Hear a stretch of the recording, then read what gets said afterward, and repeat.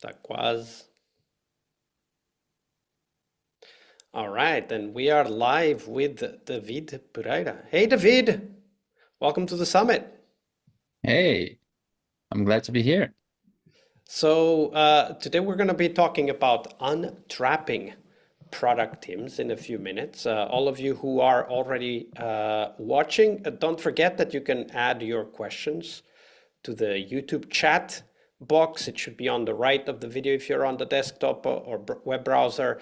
And there's a little chat bubble on the mobile.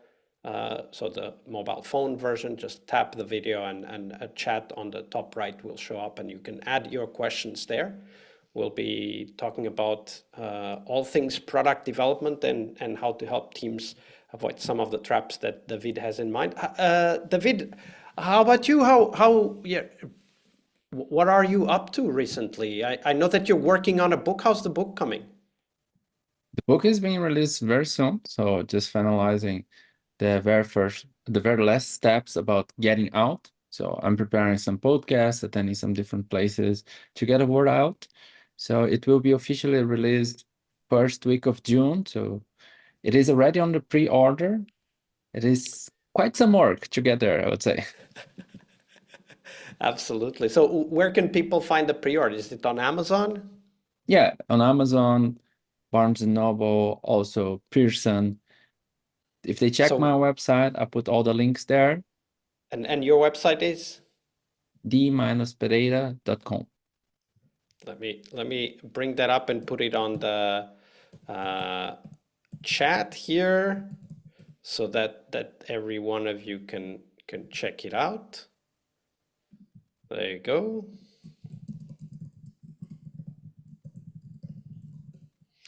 There you go. And then all of you have the link now on the chat.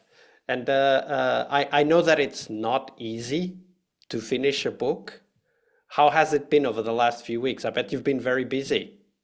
Yeah, I've been quite busy. So the busiest time actually was on the final steps of the manuscript, adapting here and there. So one of the things I learned is you need to declare ending at some point. Because the more I read the book, the more I realized I wanted to change one thing or another.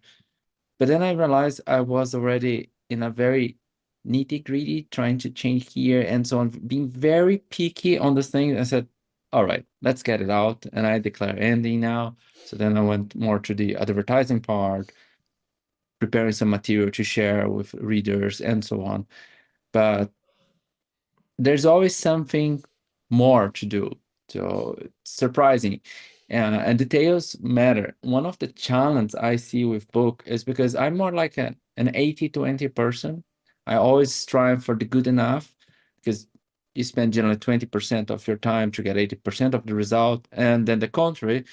But the book, the good enough is not enough. So you need to go beyond that.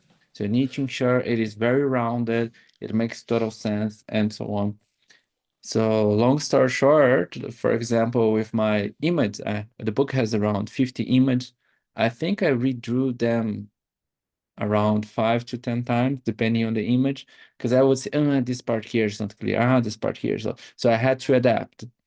But now I have a version that I said, yeah, this makes me proud. And I know how hard it can be because I've written my book, of course, myself, and I have helped others also write their books, and I know how hard it can be to get the last little details. But I also acknowledge how hard it is to decide not to do more and to, as you said, declare it finished.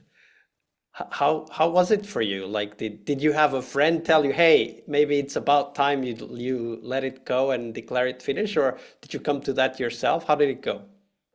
So it went a little bit organically. So the first thing is how I took to write the book. So I treat the book as a product. So I shared with beta readers from the beginning, and I started getting feedback on some things I was derailing from the main message of untrapping product teams.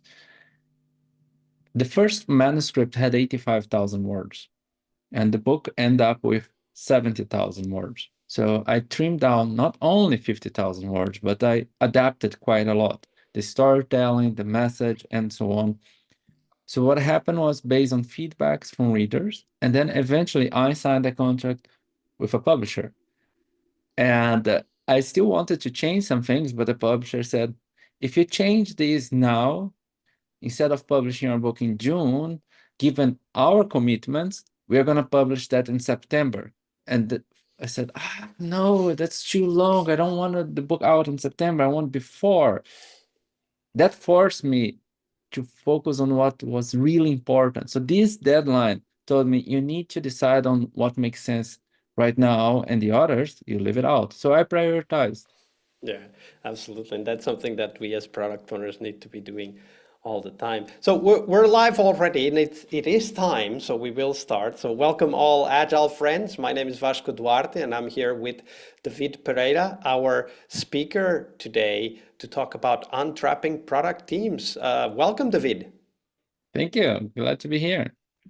So David is a seasoned product leader with a transformative impact in market growth and innovation, and he's also a keynote speaker and an author related in topics related to product development. There are also other sessions on the Product Owner Summit 2024 that touch on many of the topics we're going to talk about today, so don't miss those. For example, in another live session that is already available on the YouTube channel, Roman Pichler has a discussion and an exploration of the different aspects of product discovery and how we as product owners influence and of course benefit from that process as well. So check it out at productownersummit.org. But now let's focus on David's topic for today. So David, let's start by unpacking the title of the session. What do you mean by untrapping product teams? What are the traps that they fall into? Oh, there are so many traps. It's hard to elaborate on all of this. But what I meant by this is most of the times we start thinking what we should be doing, what are the best frameworks, what should we implement. But one of the things that we don't realize is what is getting in the way of delivering value. So what I noticed throughout my career, I started, let's say, the product game long ago, more than 15 years. And in the beginning, it took me a while to realize I was doing wrong things. For example, bloated product backlog, pleasing stakeholders. I thought it was my job. And then I realized that my job was a little bit different than that. It was about understanding what drives value and prioritizing what distracts us out of that. And then I started moving. I went to startups, scale ups, left Brazil, moved to Germany. And the more I moved, the more I realized that some companies, they do face the same traps I had in the beginning of my career or in different parts of my career. And most of the companies is still worried about questions like which agile framework should we use? Should we deploy Scrum? Should we work with Scrumban? But no one was addressing the real problem, which are the traps they already had and they hoped that the framework would solve. So things like were unspoken. As I said, the bloated backlog, lack of goals. So we would focus on everything and nothing would get done because we tried to penalize work. So that's why I came with Untrapping. I said, let me try telling people what they should not be doing so they will have the room for what they should be doing. I think that's a great way to put it. Let's help people find out what they should not be doing so that they have more time, more space for the things that they should be doing. Can you elaborate on some of the strategies, the approaches that are crucial for teams to get out of doing that, right? Like the falling into those traps. Sure. One of the core things is the ability of stepping back and having a different perspective. No judgment, just step back and look at some signs. Simple things here, for example, are your discussions related to outputs or outcomes? The more you have on the output, the more signs you have you are more in a feature factory. So this is one part. Another, for example, when you are deciding what to do next, do you prioritize opinions or evidence? So look at this. And how do you structure your product roadmap? Are they outcome oriented or feature oriented? So these kind of things are some of the traps. So step back, then just look at your scenario and understand what is going on. Then from there, you can decide what you want to do different. And one very important strategy, it is to pick one item at a time. You may realize that there are many things that you are doing that you should not be doing. And you may be tempted to start changing everything at once, but it's very unlikely you can get support with that. No one likes this amount of change at once. But if you pick one item at a time, and then you can show that you increase value delivered by changing that item, then you can drive change gradually. So that is one of the core things I speak on the book there. I share many, many stories. So I think there are in total 30 stories there. And for each story, I have one thing that I call as untrapping product lesson. So what did I learn from the stories? And the truth here, most of the stories I relate to things I did wrong. It is not about hypothetical stories. It is about my mistakes. And that's where most of the learning happens, of course. Uh, Sure. in the book, you also talk about coordination and collaboration flows. Uh, what do they mean? Like, what do you mean by making a distinction between these two? Sure. So this is a general overview. For example, no matter the framework you work, because when I say collaboration and coordination, some people try saying, oh, collaboration means agile and coordination means waterfall. That's not what I mean. I mean how people exchange. Because no matter the framework you use, you can work on one of the other. And in general, coordination means you spend a lot of time talking about the work. So there's a lot of upfront investment. Some examples are prioritization takes very long because you are going to strive to find the most promising idea. Then big chance are you're going to go all in this idea. For example, creating a high fidelity prototype, discussing with internal stakeholders, and then you start moving to different phases. Even with Scrum, sometimes that happens. And when I say collaboration is you learn by doing. So you focus on getting the work done and then you create more evidence. Going back to the prioritization example, instead of saying like, what is the most promising idea? You start collaborating to say, what are the ideas here that would support our product vision, that would support our product strategy? And you say, these ideas, we are gonna invest more time into them. But you don't go all in. Your first investments will be related to, should we actually continue pursuing these ideas or should they just drop? And one of the core difference when you have a coordinative development flow is when things go wrong, there's a name, a person you can blame because that person called the shots. In a collaborative development flow, it's not like that. When things go wrong, you don't blame anyone. You learn from the situation and you make it better. So that's what happens. I like that who is to blame distinction because it also talks about what are we looking at, right? Like the when there's blame in the process, we're looking at the past. What did we do wrong, right? And in when we have a more collaborative environment, we're looking at okay, so what's next, Yeah. right? And that also kind of frames how we think about the decisions we make for our products because the blame discussion is about dwelling on failure and trying to avoid it, right? So which ultimately leads to us falling into more failure in the end. And then the collaborative perspective is more about learning from failure and trying something else next. And this perspective actually influences a lot, at least how I think about my work. And I imagine that in the book you also talk about how that affects teams. So what have you observed about these two different dynamics and how they affect the teams that are trapped in these dynamics? Yeah.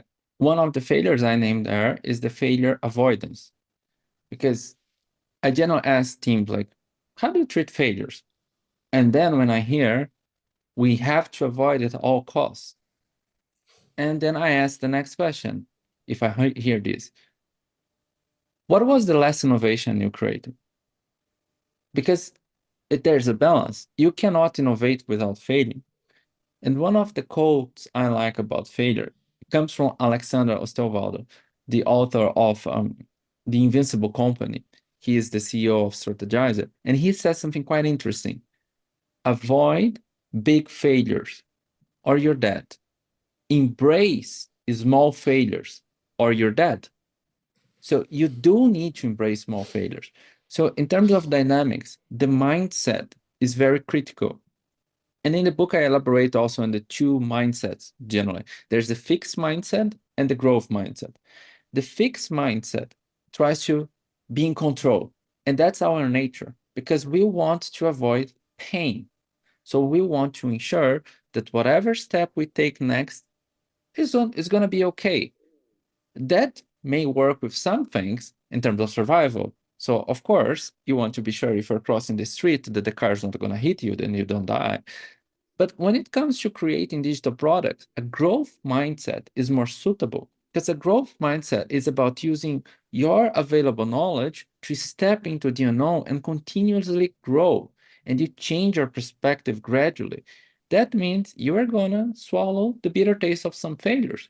But the mindset is, what can I learn from it? And what can I share with the others, my learning, so people can benefit from it?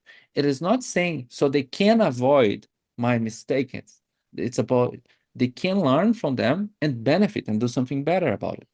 Yeah, and we can never predict what people will learn, right? When we share a failure, we're sharing what we saw, but other people will take whatever is meaningful for them and learn from their perspective based on the history that they have.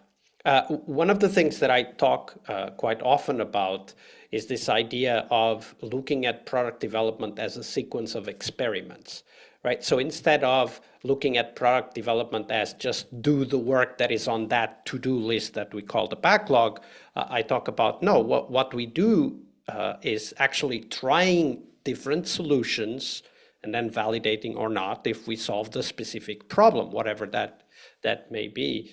Do you find that this experimentation thinking is something that has helped the teams that you work with to step into a more collaborative way of working?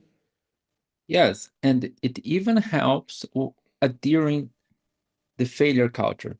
Because, for example, in Germany, failure is a taboo. People don't like talking about it. People want to avoid it. When I moved here, I would interview other product managers. I would ask the same question always. Can you share a failure you faced? I want to know your contribution and your learning. People would not answer that, or they would tweak the story to be a success in the end. It was not a failure, it was a success. And I started using the experimentation word as a meaning for that. For example, everything you do is an experiment. An experiment has always a good result, which is learning. You're going to learn from that. And based on the learning you have, you can decide if you want to extend the experiment, if you want to do something more robust, or maybe if you want just to stop the experiment because it didn't create anything good. So this is what I encourage also, and I have seen with many teams. The most successful teams I worked, they treat prioritization, for example, as incremental bets. So place a bet right now, and you say this bet is worth a week of our investment. So we are gonna do everything we can to learn in this week. Then we come back here and we decide if we want to invest further. Because you may realize that maybe the problem is not worth solving, or maybe we cannot solve this problem given our current capabilities. So it is about let's step into the unknown, collect evidence, learn from that, and then we decide what to do next. And a common mistake is going back to the prioritization. You spend a lot of time there. And the more time you spend there, the more danger you have, because then we have something called biases. And as humans, the more we invest into something, the more willing we are to invest. So then we say, we already studied these. We know there is a reach of thousands of customers. There's a potential impact here. So you create all of the numbers and it looks beautiful in a spreadsheet. And then we transform the spreadsheet into reality and we go all in, hoping for the best. And that is danger. That is very dangerous because the taste of this failure, as Alexander Sovaldo said, that is going to be a big one. And generally, the bigger, the more problematic it's going to be. Yeah, they can be deadly failures, and we Yeah. don't want that, of course. What other practical steps do you think product leaders can take to foster a more collaborative environment within their teams? It is about sharing and learning. So the teams need to have a room so they can share what they learned, what worked well and what didn't work well. Because what is happening in many organizations is an incredible focus into delivery. So teams want to deliver more and more. So they don't have time to talk to other teams because they are, let's say, in this rat race and it is unstoppable. They don't have time. And the truth is the following: you always have more to do than capacity to. So leaders need to create space where teams can talk about what is helping them, what is not helping them, and then experiment different things. And if leaders fail to do that, they cannot expect the teams to do it from bottom up. Well, one of the things that comes to mind is this. Very often we talk about delivery mindset as a good mindset, right? Like get things done. And one of the things that comes from what you just said is that sometimes, at least, having too much of a focus on the delivery can actually become a trap for the team. Sure.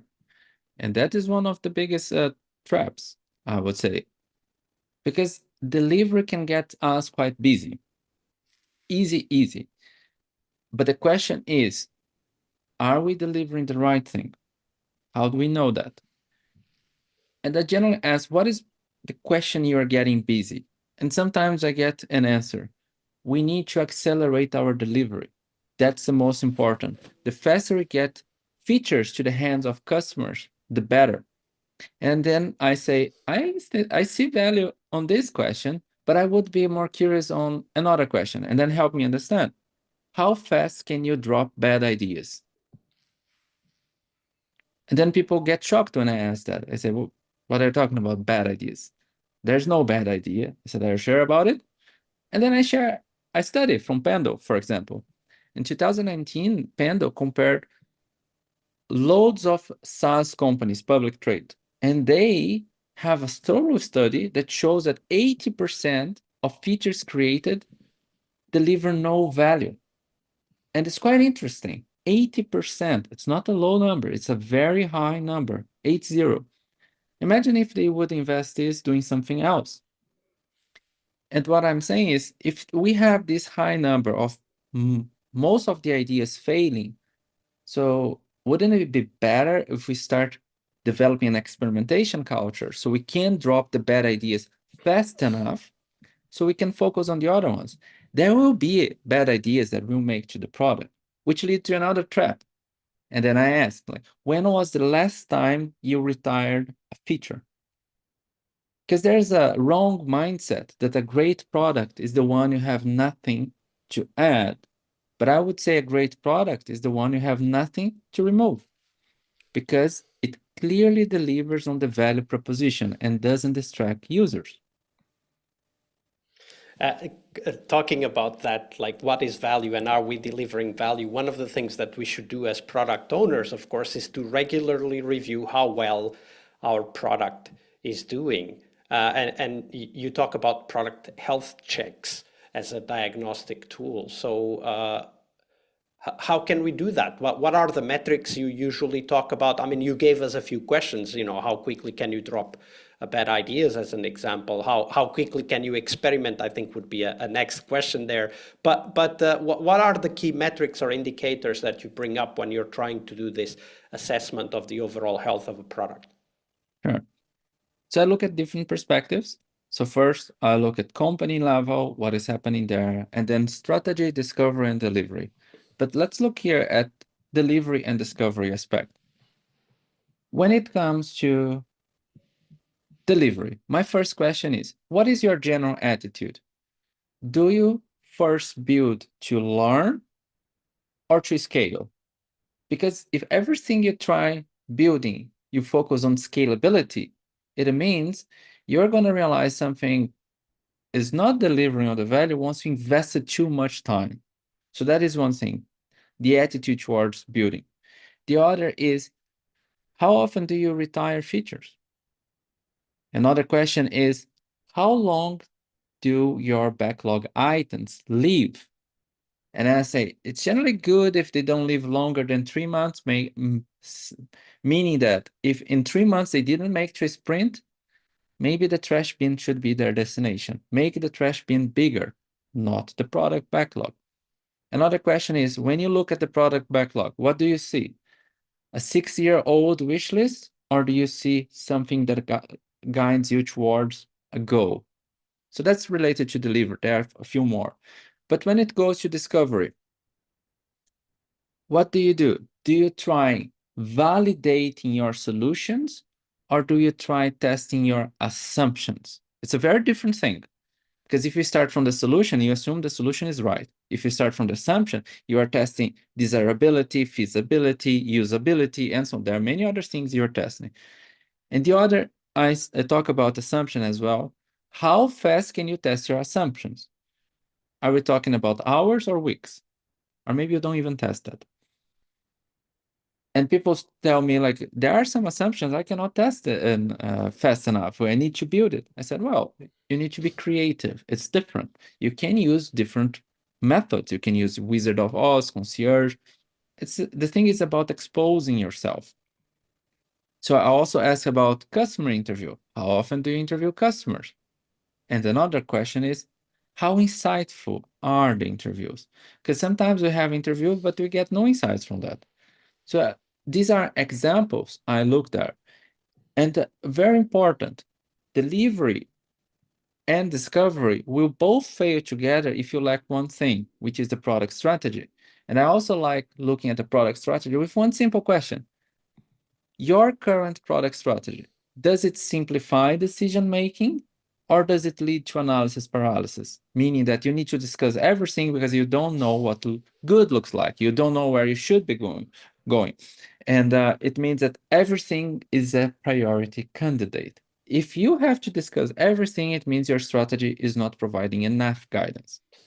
So these are some aspects, the health checks I call.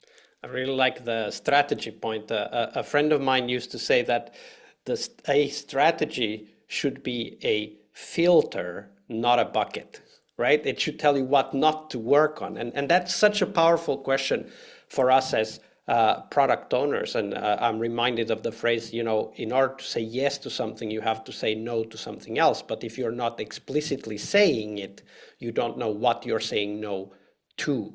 And that's a very important that's something that is very important to realize. What are we saying no to? When it comes to conducting this product health checks, how do you advise teams and product owners to do this? Like, do you have a suggestion in the book, like a framework or a tool that you share? How can we start doing those product health checks? I suggest doing it collaboratively and discussing the result. So I shared in the book the health checks in a format there, which you can just use it and copy the templates. You can do that different ways. You could do anonymously and see the shared result. You could do together and see where it is. Generally, it's about having the scale, classic 1 to 5, and seeing where we stand. And then you ask the question, what do we do about it? What do we want to see different? How do we feel about it? So I encourage doing this kind of health checks once a quarter at least. And why? Because things change. The product game is very dynamic. You may have different competitors, and then you may have someone from the leadership pushing you to maybe have a feature parity with your competitor. That may happen. You may have new team members, which change how you work on your strategies for delivery, for discovery, and so on. So once a quarter, step back and then do a health check. You can use different formats, can use Mentimeter, can use Google, but just ensure that you ask the questions and then you have a discussion. And for each of the health checks, which are on the 4 levels there, company strategy, discovery, and delivery, Pick one item that you want to do different and commit to one action, and then try that out and see how it works for you. If you do that continuously, then you are going to ensure that your team reduce the chance of being trapped. And this part of the book I even call as remaining untrapped. Yeah, and I really like that because it's not like we don't need to be perfect at this product health checks. We can start with simple things like some of the questions that you shared, like how quickly do we leave or drop a bad idea? How fast can we validate our assumptions and so on? Like all of those can be like specific things we focus on depending on what might be important for us at the time. One of the things that really strikes me as part of your work and what you've been sharing, and also what we're doing here at the Product Owner Summit, is how important it is to really skill up the level of our product owners. And you talk about a lot of these things. Of course, the whole book is about that, but and you also run a product organization in your day job. So do you think, what are the key things that our product owners should be aware of, that they should be trying to get their skills up on? What are those key aspects of the product owner role, a product owner role that we should be upskilling ourselves in? I'd say it's about decision making and communication. Because many times I see product owners in the beginning of their career focusing on delivery. And then, sorry to say, but then you become what I call as a backlog manager because you focus so much in feeding the team. And your role is not to feed the team, it's to provide guidance. And you can only provide guidance if you become a better decision maker, if you learn how to empower the team, if you make communication clear, leading by context, not by control. It is a lot of work that because communication is very complicated.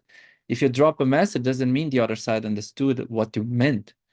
And you need to decide, as we said about say no and yes, you need to pick carefully what you're going to say yes to and how you're going to communicate with the team and so on, the context. And in terms of decision making, I'm making it very high level here, but what is the meaning of that? You need to understand your market. Who are your competitors? And not how you beat your competitors, but how do you differentiate from them? How do you get closer to your customers so your product becomes an interesting choice for them to remain there? How do you attract other customers? What is the strategy you're going to go further? So how do you decide? Are we going to go for growth, for retention? What kind of game are we playing? And what is the meaning of that? Which business model are we trying out here? Do we want to try a different business model? Are we going to use freemium subscription or maybe pay per use or something like that? So as a product owner, it is not only about creating the product, it's about understanding the business so that you can create a product inside that business, making decisions and also communicating to the others how you can achieve that through experimentation. So it is a very complex job if you want to do everything, but it's necessary because for sure you don't want to be a backlog owner. You want to be a real product owner, which the ultimate mission is to drive value for the business and customers. Yeah, absolutely. And it is, as you said, a difficult, complex role to fill. And that's why it requires us to also be mindful of what we need to be better of, just like as you shared now. David, we're getting close to the end. If you if you wanted to point to a book, and we'll put the link to your book in the video description below, of course, but a book, a video, a podcast, a blog that would help our viewers and listeners to go deeper into this topic, what would that be? Sure.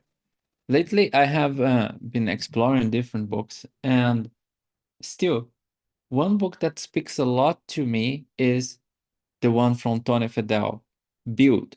The reason I recommend doing that, going through it, it is because it has the naked truth of creating digital product. He doesn't walk around saying, yes, it is beautiful. He walks around he talks about all the challenges you are going to face and how he overcame that. He talks about creating the iPhone. He talks about creating a company from 0 to 1 and being sold to Google for $3 billion, if I'm not mistaken. So it's quite interesting and it has many valuable lessons that is related to understanding the big picture of product. But this book is going to consume some time. But if people want to improve communication, I recommend something very simple. Just watch the TED Talk of Simon Sinek called The Golden Circle. That is straight to the point. It will help you understand how you improve your communication. And it's something that will take you 15 minutes. And if you get the core concept, you can start applying immediately. And that will give you incredible benefits.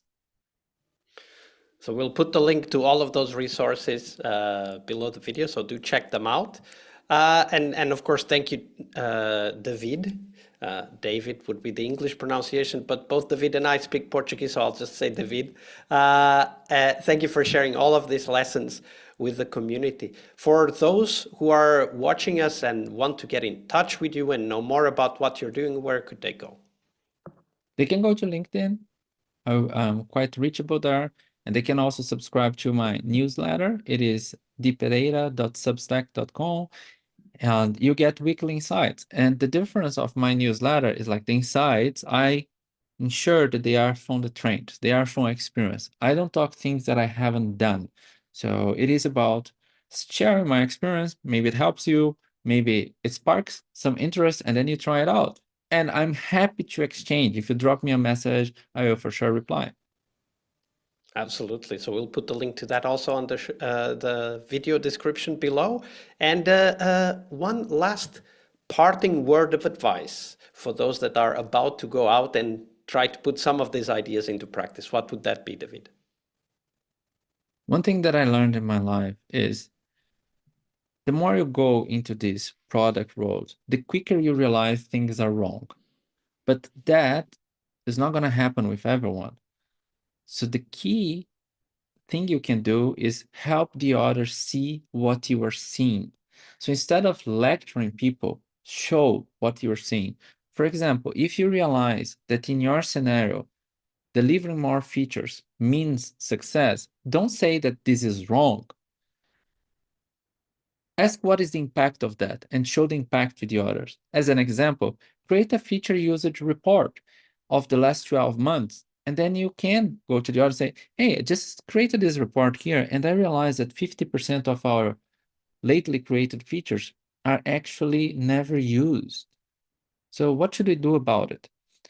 So get the others with you to collaborate and discuss about problems. So the message is help the others see what you see. Help the others see what you see. I think that's a very inspiring last parting word of advice. Thank you very much, David, for your generosity with your time and your knowledge.